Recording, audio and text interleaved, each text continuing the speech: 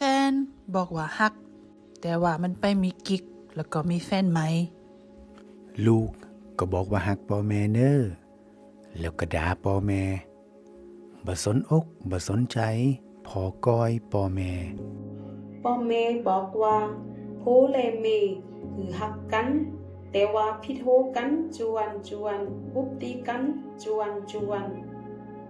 หมู่ใต้ก่อเพื่อนฝูงบอกว่าฮักเฮาฮักกันมาเล่าก่อนนินทาเฮาคอยเฮาจังเฮาก็มีปิ้นเบาสังกุนหมูนีบอกว่าฮักแต่ก็เฮ็ดให้เฮาเจ็บอยู่เฮ็ดเบาดีหือเฮามันก็ดีกึดต้องอยู่นะพี่น้องเป็นสังเฮาถึงขะไดความหักกัน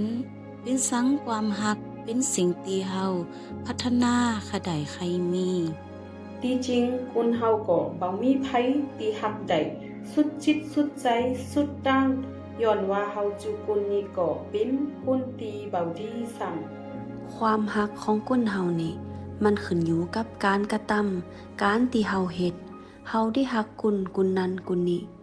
ถ้าเปิ้นเฮ็ดสังหือเฮาเฮาก็ฮักถ้าเปิ้นเบ้าเฮ็ดสังหือเฮาเฮาก็เบ้าฮักมันขึ้นอยู่กับการกระทำแต่ความหักที่สมบูรณ์ทวนเต็มของพระเจ้าบ่มีเงื่อนไข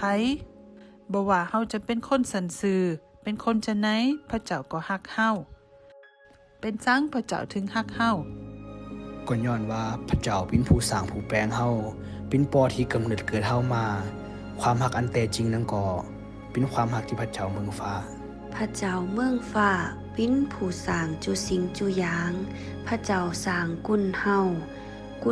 จุผู้จุกุนเนื้อโลกจุมปูนี่ก็ปิ้นลูกของพระเจ้าเพราะว่าพระเจ้าดีแต่ความฮักมั่นคงของพระเจ้าอีอยู่ตลอดไปและความซื่อสัตย์ของพระเจ้าอียังยืนไปตลอดชั่วอายุคน